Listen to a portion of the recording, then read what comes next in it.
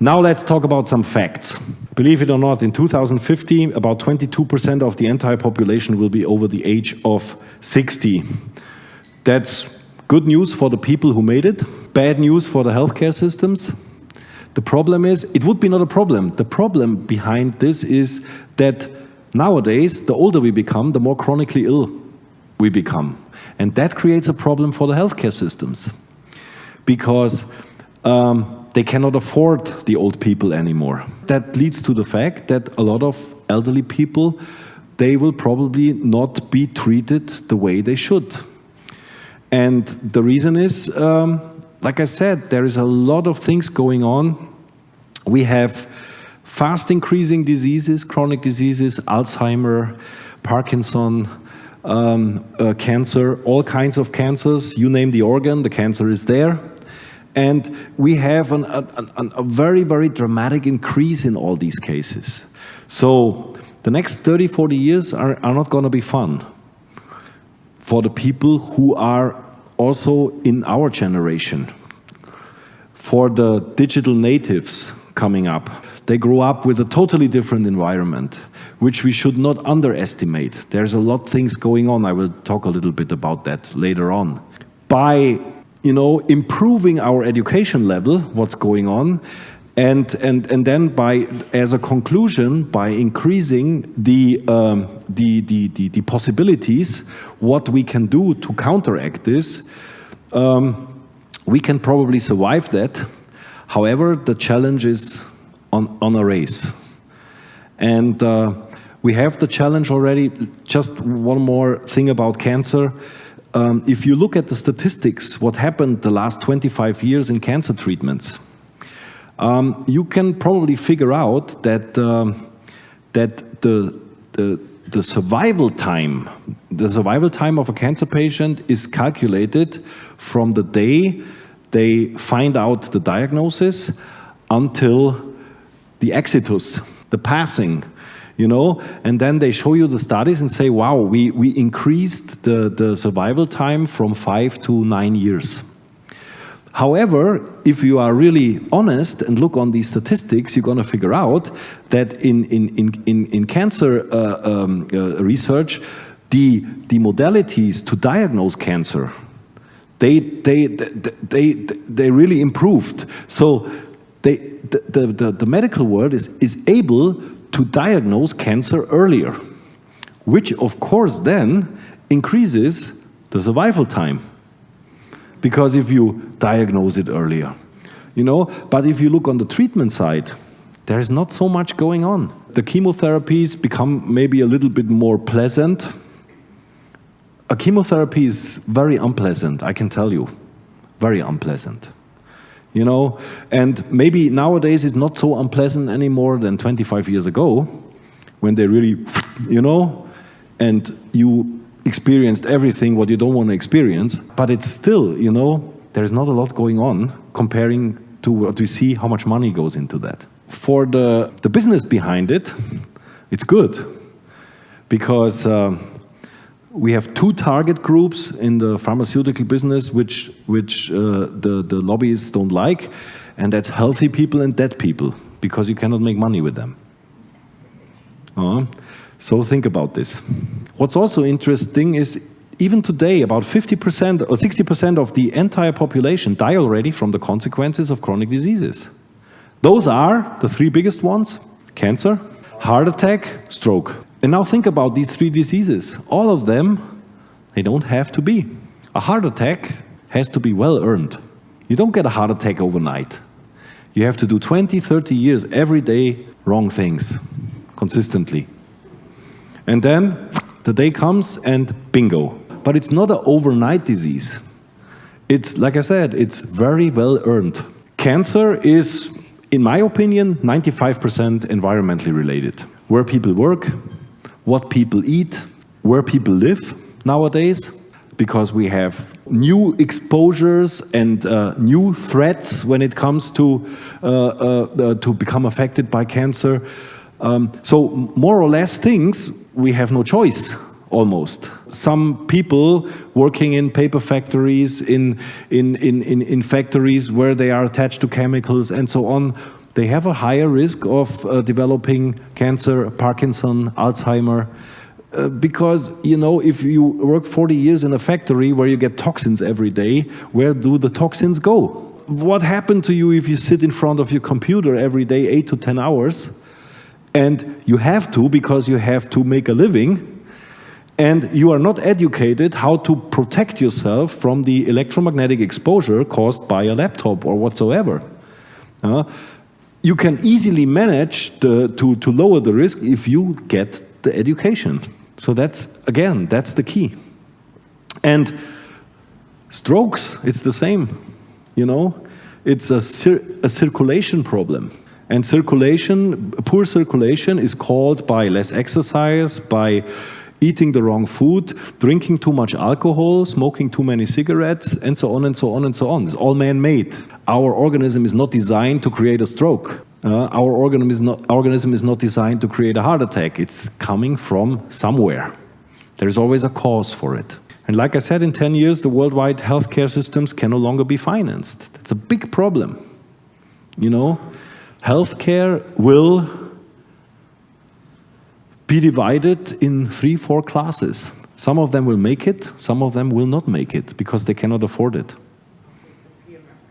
Yeah? Or they are smart and said it's not, and which is true, healthcare is not all about money. It's much more about education, believe me. If you know what to do to prevent yourself, then I can tell you from the bottom of my heart, everybody could afford it. It's not a question of money. It's a question of efforts, and it's a question of knowledge, education. Those are the much more important things. And this new threat I was talking about, we have some numbers here. Statistically, each person on this planet, including all the children in Africa who dies from hunger, they own a cell phone. 7.5 billion. That's a lot. And this technology is not even 25 years old. Imagine that. You know, now you can probably get an idea. I'm not talking about the 2.5 billion personal computers. Increasing. Now think about technology which was developed about 25 years ago and now almost conquered the whole planet with all its attachments. You know, no PC has any value without Wi-Fi. No smartphone has any value without Bluetooth. And so on. All these technologies developed around, they changed our environment dramatically.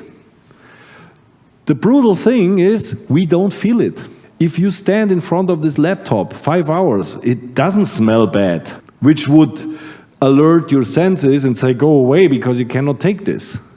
But this little laptop is constantly exposing electromagnetic fields. We don't know if it may harm you, if it does nothing to you. Well, at least I know it. And most of the people who are already a little bit educated, they know it. But 95% of the population have no clue that if you use your smartphone here for half an hour every day, that you increase your risk of developing a brain cancer by X amount of 100%. And the studies are there, but nobody wants to publish them because it will jeopardize business. And the business is big with smartphones. We know which is right now the most valuable company on the stock market. It's this nice fruit. Exactly. You know, I remember the time when apples were fruits and not smartphones. And a lot of you here in the audience probably remember the same. And like I said, the people who are with our company, remember that newsletter I sent you with this nice advertising from American medical doctors who made TV commercial for Camel cigarettes in 1949. Official TV commercial. A national survey showed that 60% of all medical doctors in the United States smoke Camel. And then they show the doctors when they sit in their doctor's office and the patient is standing beside. You laugh about this, So I ask you, what's going to be the next commercial which we laugh about in 40 years? Somebody holding his iPhone 10 or whatsoever. And then the next generation, Emily generation, will say, look, this guy with the iPhone. Unbelievable that they used it at that time. Because now, in 40, 50 years, we know that maybe 50% of all people using that half an hour per day constantly, they will die from cancer. Who knows? You know, I don't want to make you nervous, but just to give you an idea, you know, the only reason why we take for granted what we have is because we don't know yet what's going on. So again, lack of knowledge and lack of education. But something is going to happen with all these information. You know, right now in this room we have 500 TV channels. The problem is we cannot see them because we don't have a receiver which make them visible for us. But the information is there. If this information would be visible, we could not see each other anymore. We have right now probably, let's say, 50% at least have a smartphone, maybe 60%. And maybe 50% of that 60% forgot to put it on flight mode. So we have a lot of informational interaction going on because a smartphone wants always stay connected to the provider, because if not, the provider makes no money with you. There is a lot of information, and this is all artificial information. That was not here before this invention started to conquer the world 25 years ago. This is crazy. And you think it's just going somewhere? No, it's around us. It's around us, you know, and it affects us. The only reason why we don't feel it, that it affects us, is because we didn't develop an organ yet to sense these new kind of information. Maybe in 10,000 years, evolution will do the job and we grow this antenna here, you know, which is able to detect electromagnetic waves and say, oh, you have to go away because this frequency is not good for you. In quantum physics, we know of some phenomena which are pretty cool. The easiest one, maybe it happened to you, you sit in a coffee shop and you drink your coffee and then somehow you have the feeling that somebody is looking at you, behind you. Did it ever happen to you? That you have the feeling, I don't know, that somebody is observing me. And then you turn around and yes, this person looks at you. And now explain to me this phenomenon with Newton's physics. You will fail because there is no explanation. Because you don't have eyes here. So you cannot see this person. So there is something, we probably have some senses which are pathologically not proven, but which gives us the capability to sense things even if we don't smell them, don't hear them, don't see them, or don't touch them. This is quantum physics. And that's why the new big thing in medicine is quantum physics. Because with Newton's physics, we are at the end. There is nothing more to explain.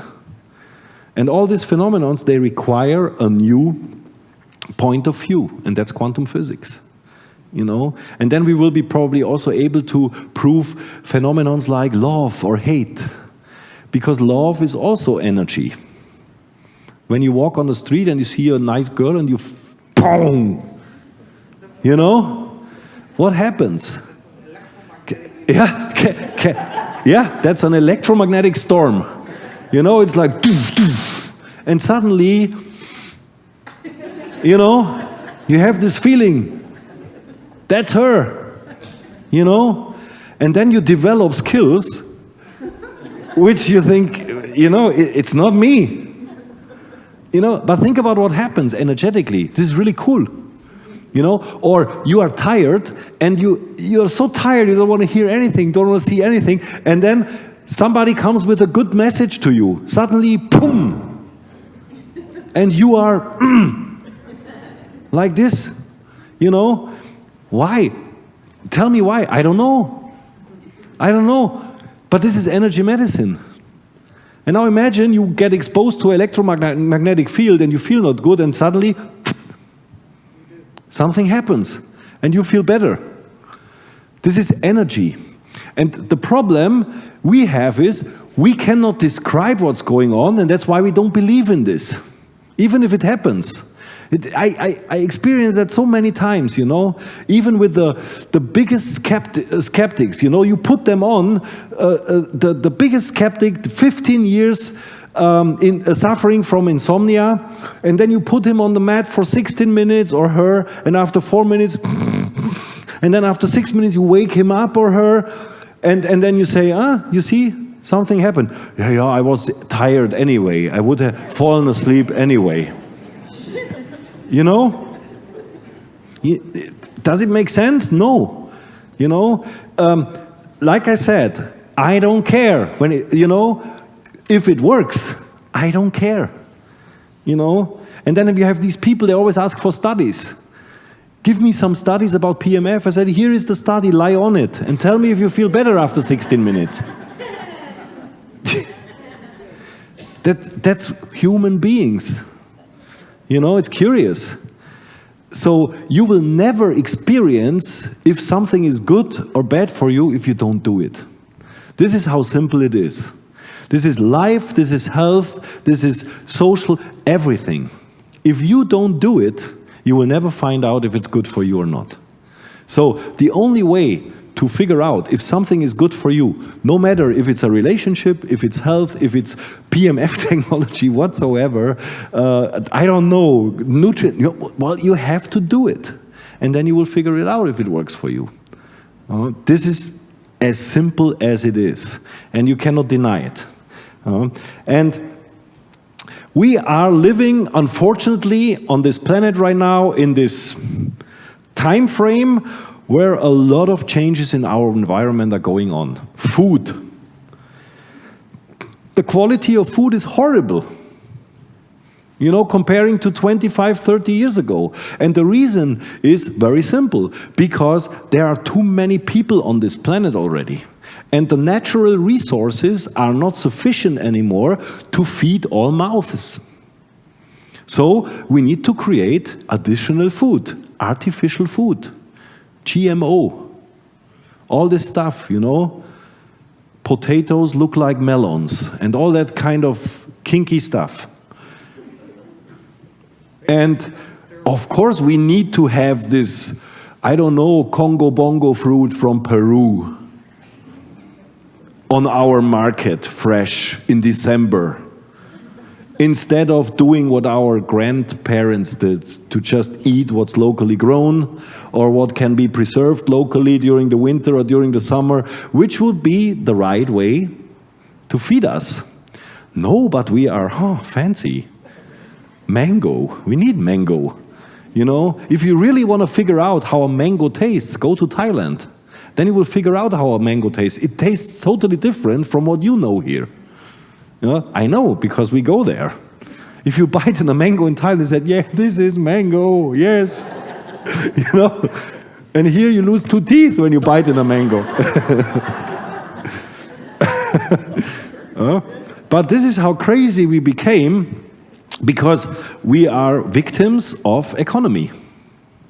You know, and we buy all this crap. And that creates problems.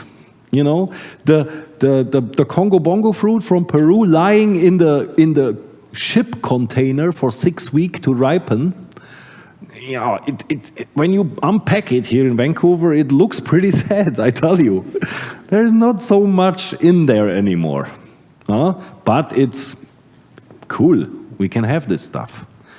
You know? So, yeah, education again. It took us, I mean, we educate ourselves still every day with food. We are very keen about good food, and not about that we are only vegans or vegetarians, or, you know, it's not about this. It's about exploring what is good, what is the right food at the right time for us, because we love food. I love tasty food. You know, I don't like when everybody always eats nuts the whole day, because you cannot eat nuts. There's so much good food. How can you eat nuts the whole day? You know? This phrase, "you going nuts," it must come from somewhere, you know.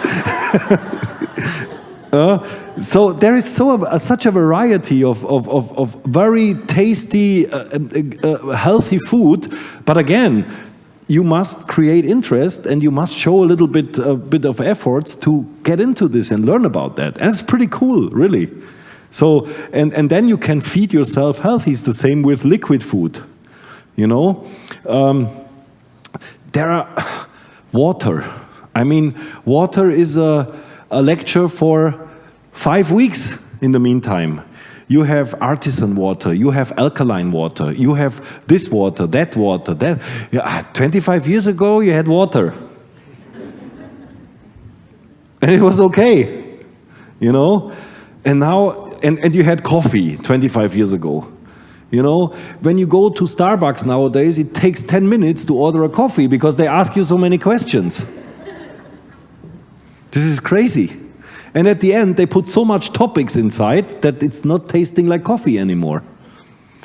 And they charge $8 for this, and people buy it.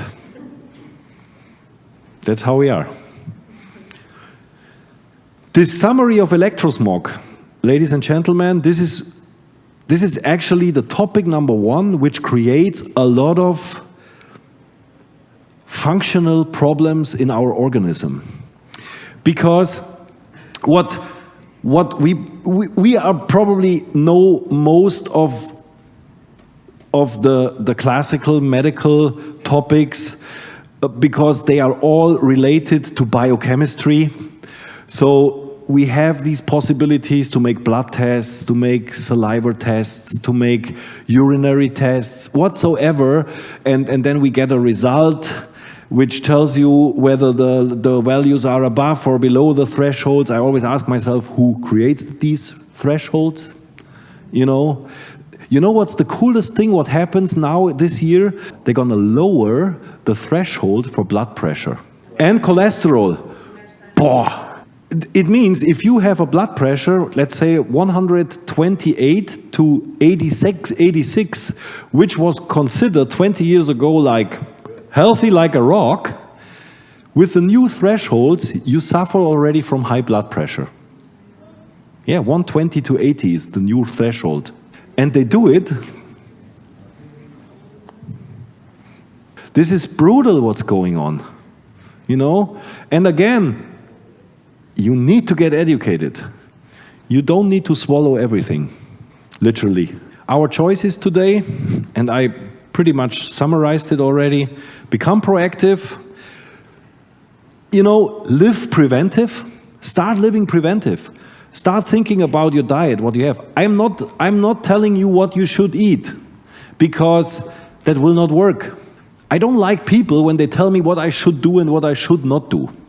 No, at least inform yourself, educate yourself, and then decide for yourself what you want to do with what you feel comfortable with. Become alerted, become aware of certain things, and this is the step number 1 to create motivation to become proactive. Because it takes efforts to stay healthy, to create prevention. That creates ongoing efforts. And those ongoing efforts will only be followed by human beings when it becomes a daily routine. When it comes to becoming proactive and to do something for your health, you have to come to the point where you do what you do to make it a daily routine. And then it's done. Then you do it. And then you don't question, I have no time to do this. No, you just do it. You know, like we do, the people who have a PEMF system, they invest at least 2 times 8 minutes per day. And for them, it's that I don't have these 8 minutes. So it's part of their daily routine. We must learn that we are not the kings on this planet. We are just a tiny part of a very, very complex universal system. And we got the chance to be born on this planet and to stay for a certain while, enjoy all the amenities, and making the best of our days which we have. I think that should be the goal. So let's see, when we talk about overall health, which vital elements we if I mean we, I'm always talking about our organisms, need to survive and thrive. And obviously, pretty easy to understand, we need water. Oxygen is also something we need. We can figure that out if we don't have it for 2 minutes, that we really need it. Light makes also sense. Without light, we cannot maintain our organism. Gravity is also important. Why? Because gravity controls our bones. If we would not be under gravity, we would probably suffer from osteoporosis very quickly. Because by expanding and compressing bones, you create friction, and this friction creates a so-called piezoelectric effect. This piezoelectric effect is responsible for creating osteoblasts, bone cells. And that's the reason why people suffering from osteoporosis, they even degenerate quicker when they don't move anymore, because they cannot create this piezoelectric effect anymore, which is a 100% energetic effect, not a biochemical effect. One of the reasons, and this is also a very interesting example, retirement. We have this retirement thing all over the world. In Germany, it's 65 years. I'm not sure what the threshold here in Canada is, more or less probably the same, right? So with 65 years, you can retire. Energetically, that means with 65 years, you start dying. Because what happens, you come home, you have your last day of working, and then you do nothing anymore. You're just hanging around, you're enjoying doing nothing because you worked for 45 years, you achieved a certain pension, whatsoever, and now is the time to do nothing anymore. What happens to those people when they really do nothing and they follow the protocol? They get ill very quickly. You can really look at them because they stop living. Yeah? They diminish. They rotten. This is what happens. Their organism is rotten because they don't support their own body anymore to stay alive. By not utilizing gravity, by not utilizing exercise anymore, by not eating properly anymore, by doing all kinds of things wrong. And if you really look at it, retirement is an invention of society. Our body is not designed to retire. We are actually designed to do exactly the same thing what we also do with 20, with 85 or 90. Maybe not so intense anymore, because we already lost a lot of body cells and therefore don't have the same ability than we had maybe 50, 60 years ago. But in general, nothing will change. And I tell you, if you decide not to retire, you will have a better life when you become older, because you will not suffer from all this crap. Never retire, really, never retire. Always find something. If you don't do this job anymore, do something else. What most people don't know, electromagnetism is also an elemental force. Now I slowly come to the point why PEMF is so vital for you and is so essential for you. Because, like I said, we live in an environment where a lot of changes are going on around us. We have an tremendous increasing amount of artificial information around us. And that all bothers us. And that all creates problems in our body. The interactions of our entire system are disturbed by artificial information. And they cannot work the same way like 25, 50, 100, 150 years ago and before, where life was not artificial. One example, it just came to my mind, allergies. This is one of the chronic diseases #1 nowadays, even starting in childhood already. Allergies is a product of civilization. 100 and 150 years ago, people were not allergic because there was nothing to be allergic against. Now we are allergic against gluten, this and that. You know, all this artificial crap. This is all a development, man-made developments, and all man-made diseases. What do you think is the reason for ADHD, for ADD, for autism? You think where does it come from? Of course, it's a pretty modern development of diseases. And it's man-made. And like I said, the digital natives, our children, I can just beg you to really seriously educate your children how to utilize technology. They can, they should, and they have to probably, because it's part of the new thing. However, we have to provide them responsibility to use all these things responsible so that they can still enjoy their life and become old without becoming ill. It's very important.